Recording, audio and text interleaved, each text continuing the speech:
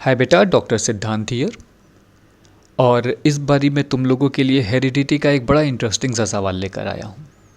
कुछ ऐसे सवाल हमने पहले भी किए हैं और इस सवाल में थोड़ा सा एक ट्विस्ट है, उसको ध्यान दो। तो पहले सवाल पढ़ते हैं।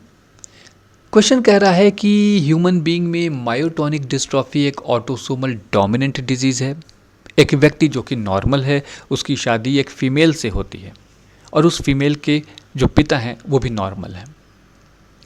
अब ऐसे में वो पूछ रहा है कि जब इनके बच्चे होंगे तो उनमें होमोजाइगस नॉर्मल होने की प्रोबेबिलिटी कितनी होगी। मैंने पहले एक चीज़ बता रखी है, मैं फिर से उसे रिपीट कर रहा हूँ कि जब भी हम हेरिडिटी के सवाल करेंगे तो हम एक एक लाइन को पढ़ेंगे और वहाँ से इन्फॉर्मेशन को एक्सट्रैक्ट करेंगे। और जब इस तरह से हम इन्फॉर्मेशन को एक्सट्रैक्ट करेंगे तो कोई भी बड़े से बड़ा सवाल चुटकियों में सॉल्व हो जाएगा। तो आओ चलो इस सवाल को सॉल्व करते हैं। पहली लाइन में बात की जा रही है मायोटोनिक डिस्ट्रॉफी एक डिजीज़ है जो ऑटोसोमल डोमिनेंट डिजीज़ है। तो यहाँ से एक शब्द आता है ऑटोसोम। ऑटोसोम जैसे ही लिखा है यानी सेक्स क्रोमोसोम के अदर जो क्रोमोसोम हैं वो ऑटोसोम्स हैं। इसका मतलब हम यहाँ पर सेक्स क्रोमोसोम को मेंशन नहीं करेंगे। तो हम किसे मेंशन करेंगे? हम एम फॉर मायोटोनिक है तो जो एलील है उसे हम एम लेटर से रिप्रेजेंट करते हैं। तो एक लेटर हो गया कैपिटल एम जो कि डोमिनेंट एलील होगा। और चूंकि ये डिजीज़ डोमिनेंट डिजीज़ है इसलिए यही वो एलील है जो डिजीज़ के लिए रेस्पॉन्सिबल है। इसके विपरीत स्मॉल एम रेसेसिव एलील है और ये नॉर्मल होने के लिए रेस्पॉन्सिबल होगा। अब इन एलील्स के जो कॉम्बिनेशन बनेंगे वो होंगे दो कॉम्बिनेशन, एक होगा होमोजाइगस कॉम्बिनेशन, दूसरा होगा हेट्रोजाइगस कॉम्बिनेशन। होमोजाइगस कॉम्बिनेशन वो कॉम्बिनेशन है जहाँ पर दोनों के दोनों एलील सेम होते हैं, जैसे कैपिटल एम स्मॉल एम। तो कैपिटल एम जिस भी व्यक्ति के पास है, चूंकि ये डोमिनेंट डिजीज़ है तो वो व्यक्ति अफेक्टेड है।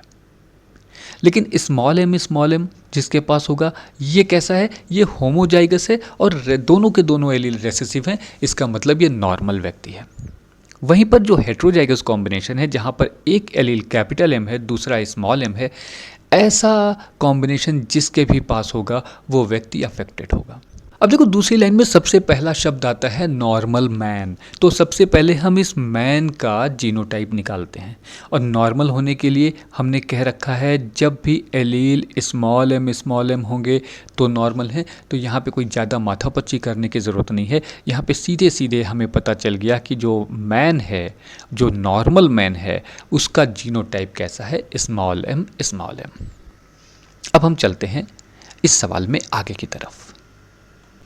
क्योंकि हमें बच्चों की होमोजाइगस होने की प्रोबेबिलिटी निकालनी है, होमोजाइगस नॉर्मल होने की प्रोबेबिलिटी निकालनी है, तो हमें ऐसी स्थिति में फीमेल का जीनोटाइप पता होना चाहिए।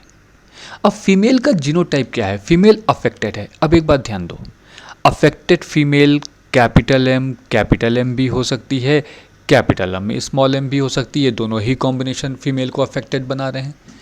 पहले हमने ये बात की है कि ऐसे सवाल को हल करते समय हम वहाँ से शुरू करेंगे जहाँ पर हमारे पास पुख्ता जानकारी है।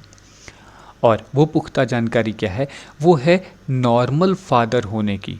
फादर नॉर्मल तब होगा जब उसके पास दोनों के दोनों एलील स्मॉल हों, रेसेसिव हों, यानी फादर का जीनोटाइप हमें पता चल गया कि वो स्मॉल एम है। अब यहाँ से फीमेल का जीनोटाइप निकालते हैं। फीमेल अफेक्टेड है तो देखो एक स्मॉल एम तो फादर से आएगा, ये हमको मिल गया। और अफेक्टेड होने के लिए इसके पास कम से कम एक कैपिटल एम होना चाहिए। तो इस तरीके से कैपिटल एम स्मॉल एम इस फीमेल का जीनोटाइप हो गया। ये कैपिटल एम इसको माँ से मिला है और स्मॉल एम इसको फादर से मिला है।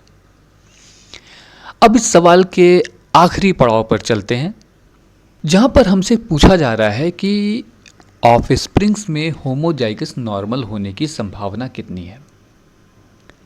हमारे पास फादर और मदर दोनों के ही जीनोटाइप मौजूद हैं, तो यहाँ से इस सवाल को बहुत आसानी से किया जा सकता है। सबसे पहले हम फादर और मदर के गैमीट्स बनाते हैं। फादर के जो गैमीट हैं वो होंगे स्मॉल एम और मदर के गैमीट होंगे कैपिटल एम स्मॉल एम। अब इन गैमीट को हम फ्यूज़ कराते हैं। फादर का गैमीट मदर के गैमीट से फ्यूज़ किया, कैपिटल एम स्मॉल एम। इसी तरीके से फादर और मदर के गैमीट फ्यूज़ करके बनाएंगे small M, likewise capital M small M और स्मॉल एम। अब यहाँ पे ध्यान दो कि कैपिटल एम स्मॉल एम तो हेटेरोजाइगस कॉम्बिनेशन है, इसलिए इससे हमें मतलब नहीं है। होमोजाइगस कॉम्बिनेशन हमारे पास है स्मॉल एम और ये नॉर्मल होने के लिए रेस्पॉन्सिबल हैं। तो 4 में से 2 कॉम्बिनेशन ऐसे हैं जो होमोजाइगस नॉर्मल हैं। तो 4 में से 2 का मतलब है कि 50% प्रोबेबिलिटी होगी होमोजाइगस नॉर्मल होने की। उम्मीद है ये सवाल समझ आ गया होगा। अगले किसी वीडियो में एक नए सवाल के साथ हाजिर होऊंगा। तब तक के लिए बाय बाय, टेक केयर।